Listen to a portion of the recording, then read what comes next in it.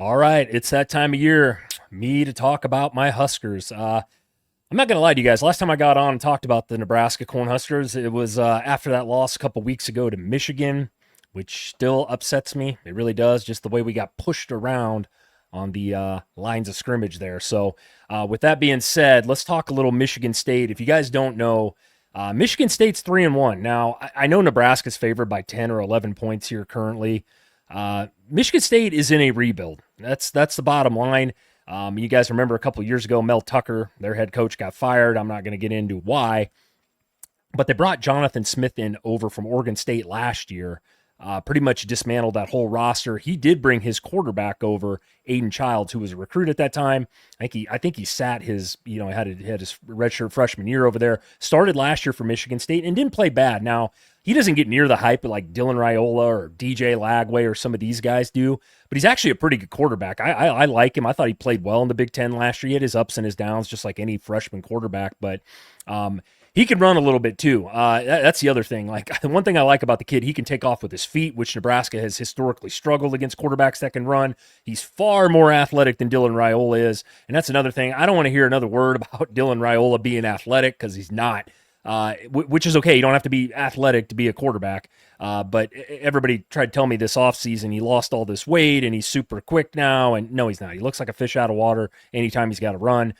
With that being said, though, Michigan State, 3-1, like I said, wins against Western Michigan, Boston College, Youngstown State, and then they lost to USC a couple weeks ago, 45-31. Now, you guys know what I think about USC and Lincoln Riley, his inability to fund a defense. So Michigan State did put some points up in that game. Unfortunately, though, for Michigan State, they can't stop anybody. And I'll get into their defensive stats here in a minute.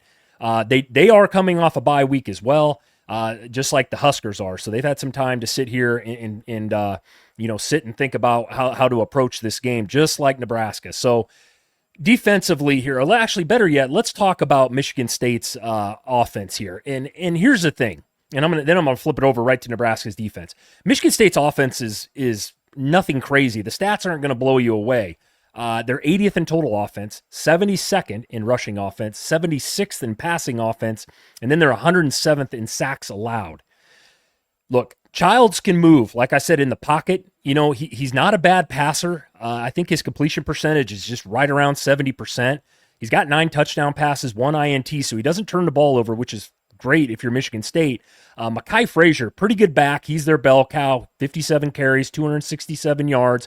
Aiden Childs, though, is their second leading rusher. This kid can run a little bit. Like I said, he's not Jalen Milroe of Alabama last year, but this kid can move and make some plays in the pocket and outside the pocket. So the receivers, I think is it O'Mara Kelly or something like that? I don't name these people. Nick Marsh, 2 of the top receivers that they got there. Those are definitely their 2 go-to guys. Not bad receivers on the outside. They can make some plays. They got a couple touchdowns apiece as well. So the offense for Michigan State overall doesn't shock me or nothing that I'm super, super concerned about if I'm Nebraska.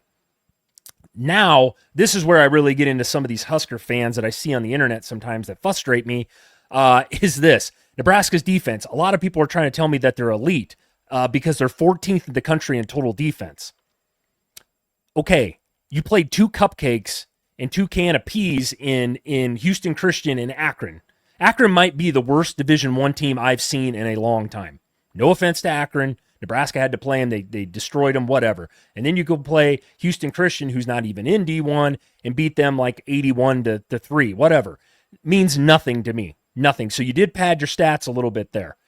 So the 14th in total defense, a little bit skewed in my opinion. Now, this is where I have a huge problem, and I throw this back out at them, is we're 108th in rushing defense. 108th.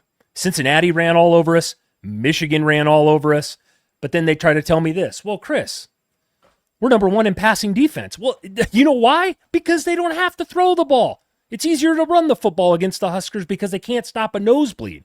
I talked about the physicality issue with Nebraska.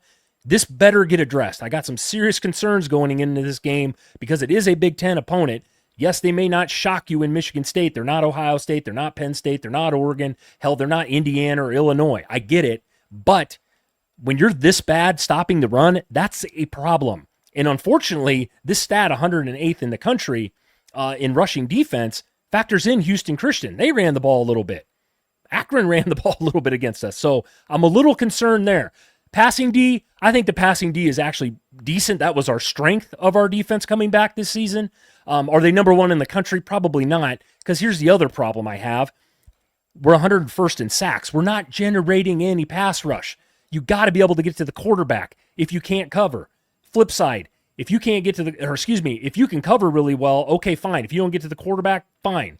Look, but if you can't cover at all in the secondary, but you're getting to the quarterback and pressuring him, that's great. You can't be bad at both. Now, I'm not saying Nebraska's bad at both, but I was really concerned this offseason when we lost Ty Robinson, who was our anchor in the middle, Nash Hutchmacher last year, both in the NFL now. Who was going to be our 320-pound anchor in the middle at nose guard? We don't have that this year, and it really shows in the run game and in the passing game. Really bothers me.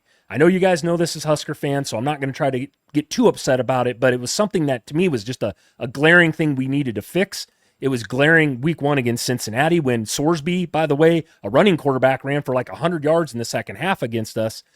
Bryce Underwood did some damage on the ground with his legs as well against Michigan. So Childs is going to be able to move the ball here. I'm a little concerned about that. Now, let's flip it over to the other side here and talk about the Husker offense real quickly. Dylan Raiola. I don't know if you guys know my thoughts on Dylan Raiola. Do I think he's talented? Yes. Do I think he's reached his ceiling yet? God, I hope not. I know a lot of people are talking about his stats and all this and how they eclipse all these other good quarterbacks in college football. I don't buy it. He hasn't proved it to me yet. Is he bad? No, absolutely not. He's the best quarterback we've had in a long time, but he should be. He's a 5-star. This kid was told at 6th, 7th grade that he's going to be great.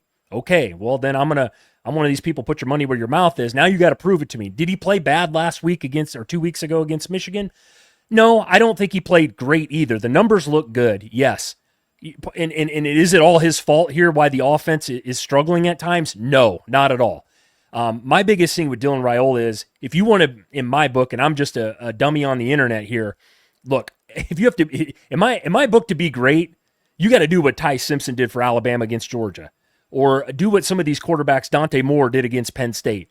Big-time environment, be able to rifle a couple balls on some out routes, put it in a window, make some big-time throws, drop it in the breadbasket over to the top. I need to see that. Dylan Raiola, one thing I noticed, his arm strength is concerning to me. He's got all the cool arm angles. That's all great and fine. But I need to see a little bit of that. I also like to see him layer a ball, if you guys know what I mean by that.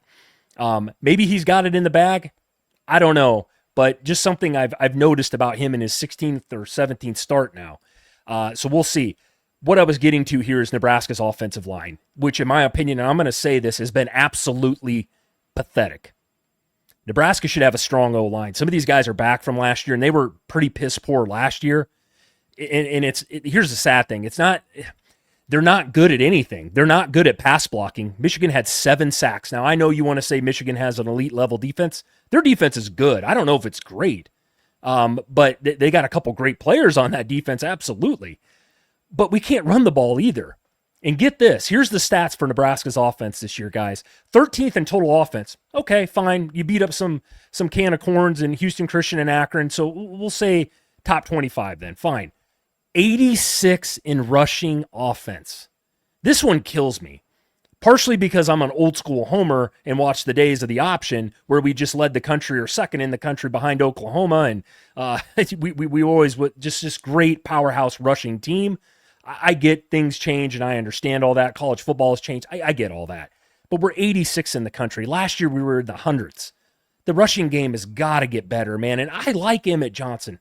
I actually think he's okay.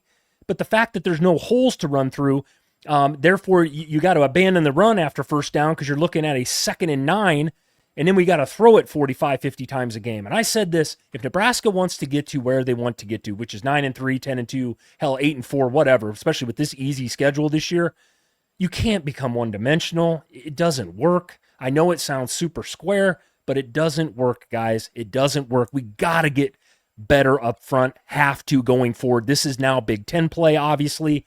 We got to get better there. Now you're going to tell me, well, they're second in the country in passing offense. Yeah, that's great because you lit up a couple cupcakes in between there. They didn't light the world on fire against Cincinnati, and they didn't light the world up against Michigan. Okay? I'm not sold on that number if you're into stats, and some people really are into stats. But like I said, the passing offense, I can live with that because I do like the receivers a ton. I've talked about them at length. I think they're one of the better cores in the Big Ten this year. Got to be able to get the ball to them, great, but you got to be able to run the ball first. That would really help. It doesn't take a rocket scientist to figure that one out. Here's my other thing. We're 107th in the country. I talked about it, I guess. We've allowed 10 sacks this year. 7 of those came against Michigan. Michigan State's defense, which really doesn't scare anybody. They're 91st in total defense, 47th against the run. And here's where you can exploit them. And I expect Dylan to put up some numbers in this one. They're 115th against the pass. There's 138 D1 teams currently. They are really bad against the pass. They also are 101st in sacks. They only have 6. So Dylan should have some time, I would think. But we're going to see here because our offensive line, in my opinion, looked pretty poor. If I'm Michigan State, I'm trying to duplicate what Michigan did to us and maybe a little bit even what Cincinnati did on the defensive side of the ball. Okay, lastly, like I said, I think Nebraska wins this game, and this is not a betting video at all. I put out plenty of those. My thoughts and concerns here are this. Michigan State has had a week to prepare. And I do think they're a team this year going to see get better and better as the year goes on. Jonathan Smith is a damn good coach. He is. He really is. How do we come in prepared for this one? Are we going to run the football? Did we get better with this bye week? Did we realize that Michigan exploited the hell out of us with the physicality standpoint up front on both sides of the ball? I get that you can't just flip a switch and you go from a soft team up front to a hard team the next week. I get it. It doesn't work that way. It's going to take some time. And I'm willing to take that time, but it's got to start this week, guys. And I want to talk about this real quickly about this schedule for Nebraska. I talked a little bit about it in the preseason, and I put out a record prediction for Nebraska. I said we would go 9-3 this year, which is super high from even me, who's very critical of my Huskers, probably because I love them too much. I want them to be great again. I want them to be relevant. We don't have to win a national title every single year, but I'd like to compete for Big Ten titles again. That would be great in my book, in my lifetime. I hope I see it. Now, this stretch here I talked about is must-win games. There's 4 of them here. I had us going 9-3, like I said. I had losses to Michigan, USC, and Penn State. We lost to Michigan. It's out of the road. It's in the rearview mirror. Fine.